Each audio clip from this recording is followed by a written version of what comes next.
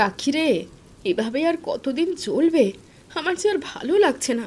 দুই ভাই সারাদিন কত খাটে, গাধার মতো পরিশ্রম করে, কিন্তু শেষ পর্যন্ত কিছুই থাকে না দিন শেষে। ওইটুকু টাকা দিয়ে আর চারজনের কি পেট ভরে? সাথে আবার একটা বাচ্চা মেয়ে। হ্যাঁ দিদি, বাপের বাড়িতে কোনোদিন এত কষ্ট করতে হয়নি। এমন না যে আমি খুব বড় লোক, বাড়ির মেয়ে, তবুও বাবা কখনো খাবার কষ্টটা বুঝতে দেয়নি। হয়তো আমাদের বাড়িতেও ছিল, কিন্তু সেটা শুধু মা আর বাবার মধ্যে। হ্যাঁ রে ছোট, ঠিকই বলেছিস। মাঝে মাঝে খুব কান্না পায়। এত কষ্ট, এত দুর্দিন কোনোদিনও ভাবিনি আমাদের কপালে জুটবে। জানি না এসবের থেকে কবে মুক্তি পাবো। না দিদি, উপরওয়ালা যেমন খারাপ দিন দিয়েছে, তেমন ভালো দিনও আসবে। একদম চিন্তা করো না, কেঁদো না দিদি, আমি তো আছি। হ্যাঁ, এই একটাই শান্তি যে স্বামী ভালো মানুষ। নিজের ভাইয়ের থেকেও ভালো দেওর পেয়েছি, আর তুই তো আমার বোন হয়ে উঠেছিস, তোরাই সম্বল। কিন্তু দিদি, এই বর্ষা চলে আসতে তো আরও বিপদ বেড়েছে। এইবারের বর্ষাটা তো থামতেই চাইছে না। অন্যান্য বারের থেকে অনেক বেশি বৃষ্টি হচ্ছে। জানি না আবার ফসলের কোনো ক্ষতি হয় নাকি। তাহলে তো যাও বা আসছে সেটাও শেষ হয়ে যাবে। এই গ্রামে তো সবাই চাষাবাদ করেই নিজের ঘর চালায়। বেশি বৃষ্টিতে ফসল নষ্ট হলে সবার বিপদ। গোটা গ্রাম জুড়ে হাহাকার ছড়িয়ে যাবে। তুমি আর ভেবো না দিদি, সব ঠিক হয়ে যাবে।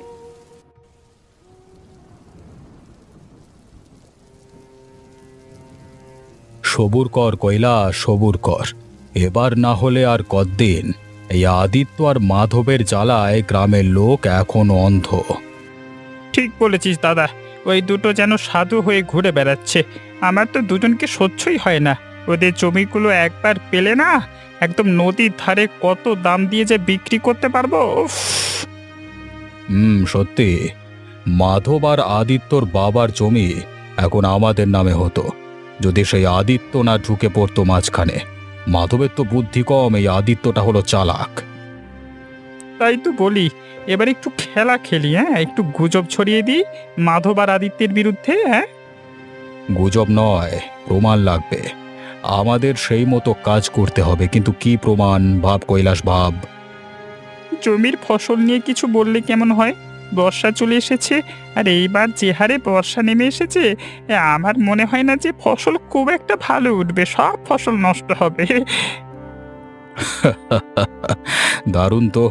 লোকজন তো এমনিতেই ভয় খায়, তাদের আর একটু ভয় দেখালেই হলো। তারপর ওদের পরিবারে একটু কান্নাকাটি, একটু নাটক, ব্যাস। বোঝাই গেছে দাদা, এবার সত্যি ওদের তাড়াতে পারবো। হ্যাঁ, কিন্তু সমস্ত কিছু খুব সাবধানে করতে হবে। কোনো গ্রামবাসী যেন কিছু বুঝতে না পারে, কারণ ওরা আমাদের চালাকি ধরে ফেললে আমাদেরকে এই গ্রাম থেকে তাড়িয়ে দিতে বেশি সময় নেবে না। হ্যাঁ, বুঝতে পেরেছি।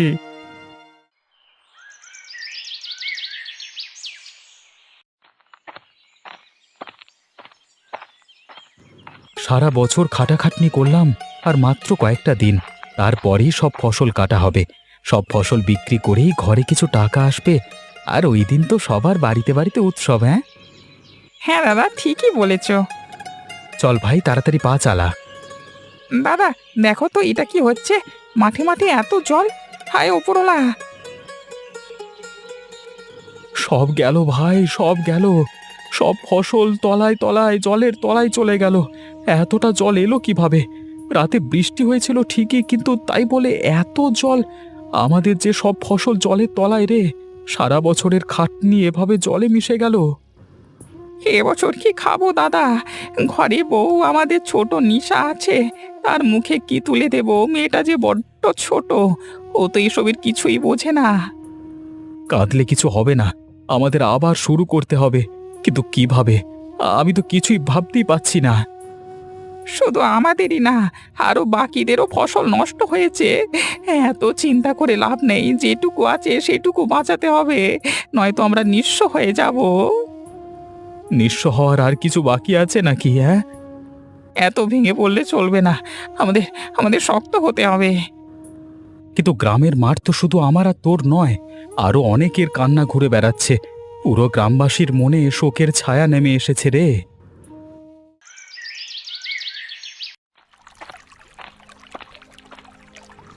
বাবা, ও বাবা, ও কাকা, এই দেখো আমি এসে গেছি তোমাদের খাবার নিয়ে।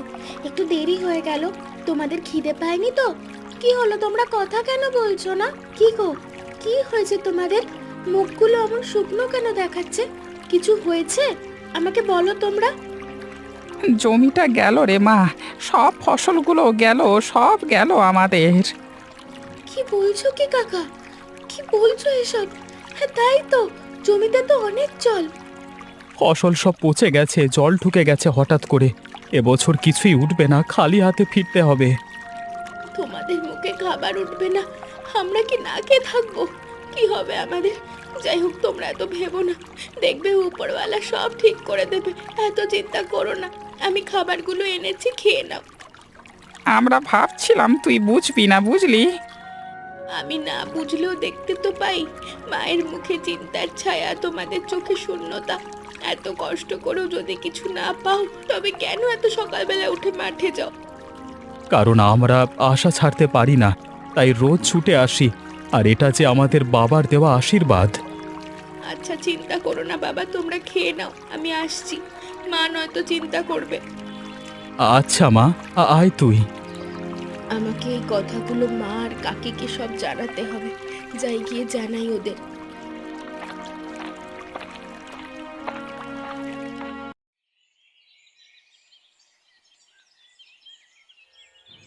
মা, কাকি, তোমরা জানো আজ কি হয়েছে? সর্বনাশ হয়ে গেছে। কি হয়েছে রে নিশা? এমন দৌড়ে আসছিস কেন?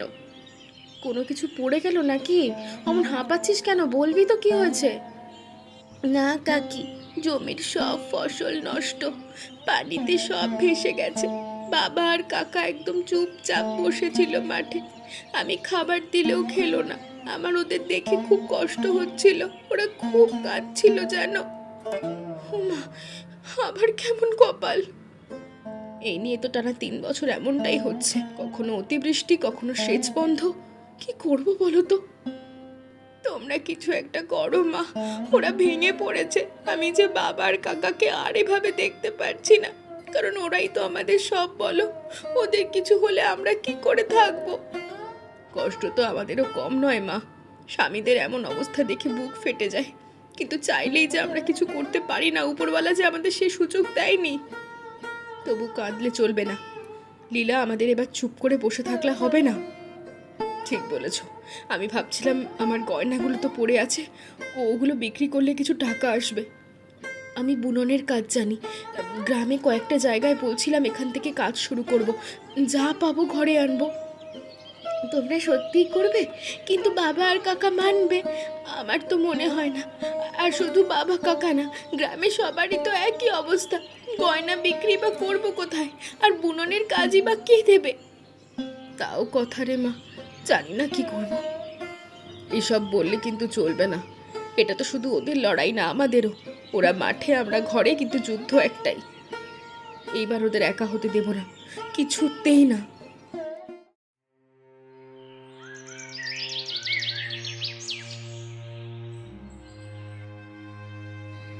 শোনো শোনো, শুনে রাখো সবাই, ফসল নষ্ট হওয়ার আসল কারণ আজকে বের হয়ে গেছে। কি বলছো ভুবন? কি সেই কারণ? কি কারণ জানো? তোমরা যাদের দেবতা বানিয়ে রেখেছো, মাধব আর আদিত্য, তারাই এ কাজ করেছে। ওরা কি বলেছে? ওরা তো মাঠে ঘাম ঝরায়, কাজ করে। ঘাম তো চোরও ঝরায় পালাতে গিয়ে। কালকে রাতে আমি নিজে দেখেছি ওদের পুকুর পাড়ে ঘোরাঘুরি করতে, গর্ত খুঁড়ছিল। গর্ত কেন? হ্যাঁ, যা বুঝলাম মনে হলো কালো জাদু করছিল, ফসল যাতে অন্যদের না হয়, শুধু ওদের হয়, কিন্তু খেল উল্টো। দেখ, ঠিকঠাক আছিস তো? তোকে চশমা পরিসনি তো আবার? চশমা না পড়লেও তোদের থেকে ভালো দেখি। যদি সত্যি হয় তবে তো বড় অন্যায় করেছে। ওদেরকে ডেকে আনো, গ্রামের বিচারে তুলে দিতে হবে। ওরা যদি এমন কিছু করে থাকে, ওদের মুখে চাল তো দূরের কথা, জল পর্যন্ত পড়বে না। এবার বুঝেছো কারা মাঠের পোকা আর কারা গর্তের সাপ? চলো চলো, সবাই মিলে ওদের বাড়ি যাই। না না ভুবন, বাড়ি যাওয়ার দরকার নেই, পরে দেখা যাবে। এখন ওই দুজনের কাছে যাই, চলো। আর কিছু খোঁজবার আছে নাকি রে? জমিতে তো সবকিছু লুকিয়ে রেখেছিস গ্রামবাসীর সমস্ত ফসল ধ্বংস করবার জন্য, হ্যাঁ? কিরে মাধব, কথা কানে যাচ্ছে না বুঝি? না না, আজকে তোদের খোঁড়া জমিটা আমরা দেখিয়ে ফেলেছি। এবার আর জাদুবিদ্যা চলবে না। মানে কি বলছিস তোরা? স্পষ্ট করে বল। আর জাদুবিদ্যা লুকিয়ে রেখেছি মানে মানে কি পাগল হয়ে গেছিস নাকি? কি সব ভুলভাল কথা বলছিস? আশ্চর্য তো। আমরা নিজের চোখে দেখেছি তোদের পুকুর পাড়ে গর্ত খুঁড়তে। কিসের খেলা খেলছিস বল? তোদের মাথা খারাপ হয়ে গেছে নাকি? আমরা তো নিজের ফসল বাঁচাতে ব্যস্ত। এসব কেন করতে যাব আমরা? আমাদের কিসের লাভ এতে? কেন মিথ্যা অপবাদ দিচ্ছিস তোরা? নিজের ফসল তো নয়, গ্রামেরটা ডুবিয়ে নিজেরটা তোলার চেষ্টা, সবই বুঝতে পারছি। আর তোদের হাতে নাতে ধরেও ফেলেছি, এখন পালাবার কোনো রাস্তা নেই। কি প্রমাণ আছে তোদের? এসব মিথ্যে অপবাদ দিচ্ছিস, কোনো প্রমাণ আদতেও কি আছে? প্রমাণ? তোদের মুখই যথেষ্ট। এত বছর ধরে মুখে সাধু কাজে শয়তান, হ্যাঁ? দেখো, গ্রামের ক্ষতি হয়েছে আর এরা শান্ত হয়ে ঘুরে বেড়াচ্ছে। হ্যাঁ, যদি আমার জমি হতো আমি তোদের কান ধরে উঠবোস করাতাম। ঠিক আছে, আগে এত বলবার দরকার নেই, একটু শুনে নিই ওদের কথা। শুনে আর কি হবে? ওদের লজ্জা বলতে কিছু নেই। চোর জাদুকর সব মিশ্রণ। হ্যাঁ, এতদিন একসাথে কাটালাম আর আজকে এই কথা শুনতে হবে? চল ভাই, এই মাঠ আমাদের আর নেই, তোদের কথাই থাক। যাও যাও, গিয়ে আর এক গর্ত খোঁড়ো। এবার নিজের পছন্দ মতো কবরের মাপ নাও, যত সব। হ্যাঁ।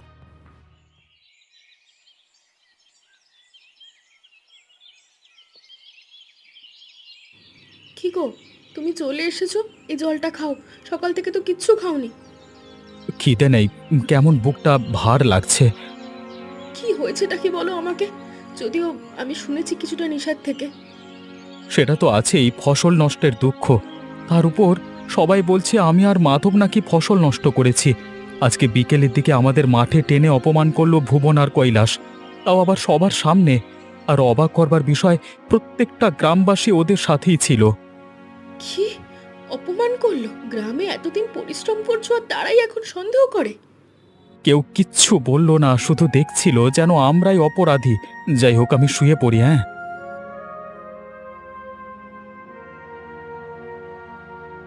আমি সব শুনেছি। ওরা যদি সত্যি এমন কিছু করে থাকে তবে শুধু পুরুষরা কেন বুঝবে? ঠিক বলেছ। কাল রাতে আমরা দুজন পাহারা দেব, দেখি কোন কারণে সবার ফসলের এই বাজে অবস্থা। আমাদের আসল সত্যিটা উদ্ঘাটন করতেই হবে। ঠিক বলেছ দিদি, আমাদের সবটা জানতেই হবে। আর হ্যাঁ, তার আগেও এই কৈলাসবাবু আর ভুবনবাবুকে শাস্তা করতে হবে। তারা কেন না জেনে শুনে আমাদের স্বামী কিভাবে অপমান করবে, তাও আবার সম্পূর্ণ গ্রামবাসীর সামনে। এটা একদম ঠিক নয়। হ্যাঁ, আমাদের তাহলে কাল সকালেই ওদের বাড়ি যেতে হবে। তারপর না হয় রাতের বেলা পাহারা দেব। সমস্ত কচু গাছ কে এভাবে নষ্ট করছে শুধুমাত্র বৃষ্টির জলের কারণে, এটা কখনো সম্ভব নয়। ঠিক আছে, আমি এখন যাচ্ছি। তুমি বেশি চিন্তা করো না, শুয়ে পড়ো। আচ্ছা ছোট।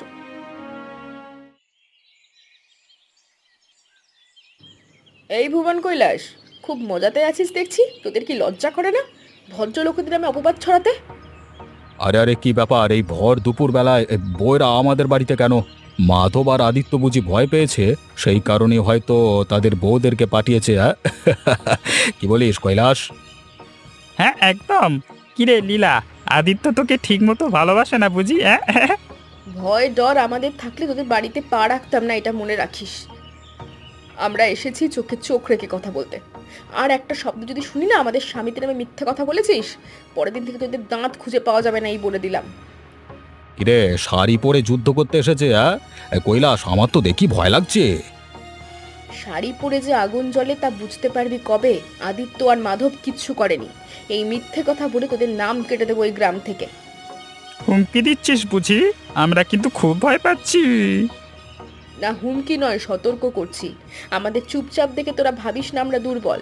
চোখের জলে যারা জ্বলতে শিখেছে তারা আগুন ধরতেও জানে। বেশ বেশ, বউর এখন বিপ্লবী হয়েছে দেখছি। আমার তো শুনতে বেশ ভালোই লাগছে। বিপ্লবী না, প্রতিবাদী বল। আর শোন, মাথায় উঠে নাচতে শিখিস না। মাথা কেটে দিতে আমাদের সময় লাগবে না। এরপর কিছু করতে গেলে অন্তত 100 বার ভেবে করবি।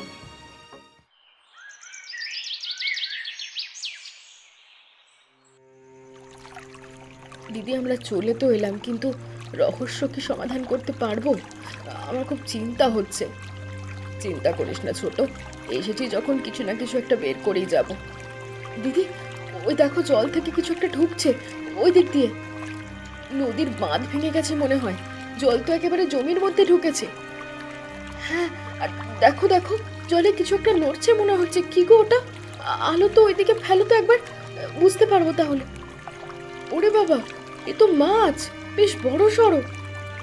ইলিশ মাছ তো, নদীর ইলিশ ঢুকে পড়েছে ধান খেতে, আর সাথে কচু খেতেও। কচুর গাছগুলো একেবারে চিবিয়ে খেয়ে ফেলেছে দেখ, এই জন্যই সব নষ্ট হয়ে গেছে। ভেবেছিলাম কেউ বুঝি ইচ্ছে করে এসব করছিল, কিন্তু এখানে তো উল্টো, এখানে তো মাছের ভোজের আসর বসেছে। সত্যি বাবা, আমি তো অবাক হয়ে যাচ্ছি, কচু খেকো ইলিশ সর্বনাশ করছে। এই জন্যই দিনের পর দিন জমিতে জল জমে থাকতো আর কচু গাছ গায়েব হয়ে যেত। আর এই সুযোগ নিয়েই ভুবন আর কৈলাস আমাদের স্বামীদের দোষ দিয়েছে, আর সমস্ত গ্রামবাসীও সেটা বিশ্বাস করেছে। তাদের মুখে কলকলি, আর এদিকে মাছ চিবোচ্ছে কচু। সত্যি বাবা হাস্যকর। কাল সকালেই সবাইকে বলবো, যত সত্যি আমাদের চোখে পড়েছে তা কেউ মিথ্যে প্রমাণ করতে পারবে না। আজ না হলে কাল কিন্তু আমরা প্রমাণ নিয়েই ফিরবো। সত্যি যদি পাহারা না দিতাম এই রহস্যটা ফাঁসি হতো না। চলো দিদি, এবার বাড়ি ফেরা যাক।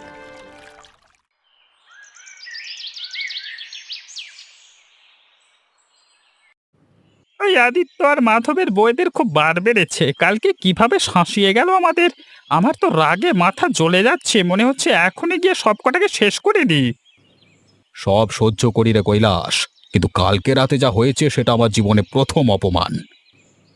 আমার তো গায়ে হাত তুলতে ইচ্ছে করছিল ভাই। কি সাহস ওই মেয়েদের, হ্যাঁ? মেয়ে ছেলে হয়েও এমন ভাষায় হুমকি। চোখে চোখ রেখে কথা বলছে রে, যেন আমরাই চোর, আমরাই পাপী, আমাদের খরব দিয়ে এসে অপমান, কি সাহস! আর লীলা কি যেন বলল, মাথায় উঠলে মাথা কেটে দেব। মাথা, আমাদের মাথা, উফ।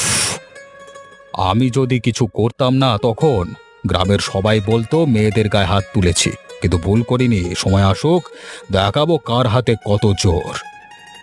ওদের এখন নিজেকে রানী মনে হচ্ছে। আদিত্য আর মাধব তো কিছু বলছে না, তাই বেশি উঠছে। আরে উঠতে দে না, যত উপরে উঠবে পর্বার আওয়াজ তত বড় হবে। জানিস তো, মেয়ে মানুষ ওরকম একটু তিরিং বিরিং করে। হ্যাঁ, এদের সোজা কিভাবে করতে হয় সেটা আমার জানা আছে। কি করবি ভাই, কিসে থামাবি ওদের?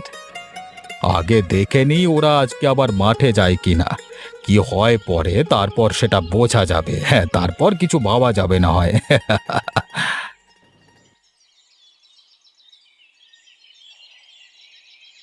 আপনারা সবাই আমাদের স্বামীদের দোষী ভেবেছিলেন, কিন্তু আমরা সত্যিটা দেখে এসেছি।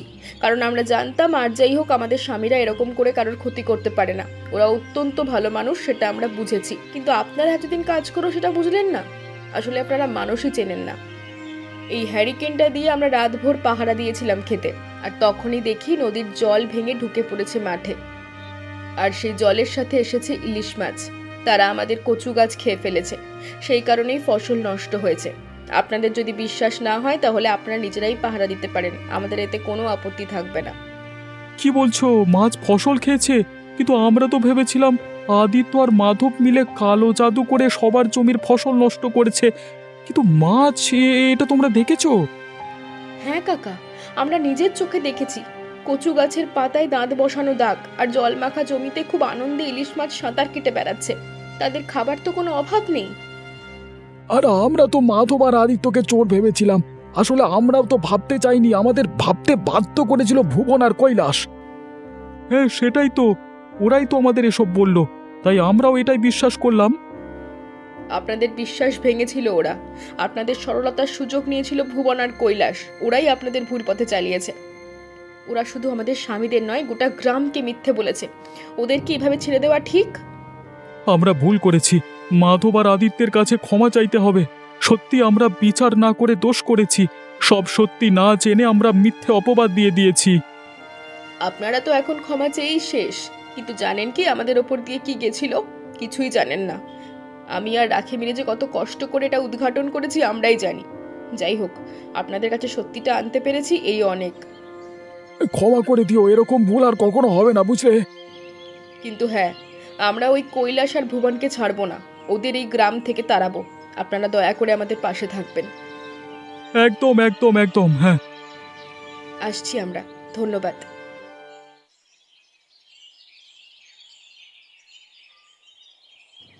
কিরে কৈলাস আর ভুবন, বাড়িতে লুকিয়ে বসে আছিস বুঝি? ভয় পেয়েছিস নাকি? নিজের দোষ সবার সামনে চলে এসেছে। কতদিন চুপ করে সহ্য করলাম তোদের অপমান, মিথ্যে চক্রান্ত।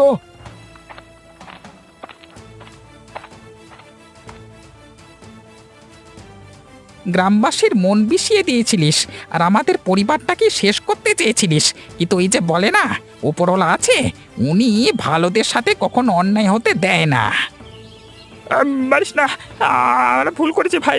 হঠাৎ করে সব মানে হাতের বাইরে চলে গিয়েছিল, আমাদের ক্ষমা করে দাও না। রাগ, হিংসে আর অহংকারে অন্ধ হয়ে গেছিলাম।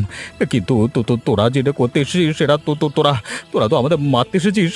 ছেড়ে দে, ছেড়ে দে না, ছেড়ে দে। আমি কিছু করিনি, শুধু অন্যায়ের জবাব দিতে এসেছি। আর শুধু আমরা না, আমাদের সাথে পুরো গ্রামবাসী আছে। আর আজকে থেকে তুই আর তোর ভাই এই গ্রামে থাকবি না, এখান থেকে সোজা চলে যা। আমাদেরকে তাড়িয়ে দিচ্ছিস? না, তুই নিজেই তো নিজেকে তাড়িয়ে ফেলেছিস। ভাই ভাই, আমরা নিজেরা হার মানছি। যা করেছিলাম তার ফল পাচ্ছি, আমাদেরকে মাফ করে দে। মাপ চাইছিস তো? চলে যা, চুপচাপ চলে যা এখান থেকে। এর বেশি কিছু বলবার নেই তোদেরকে, যা।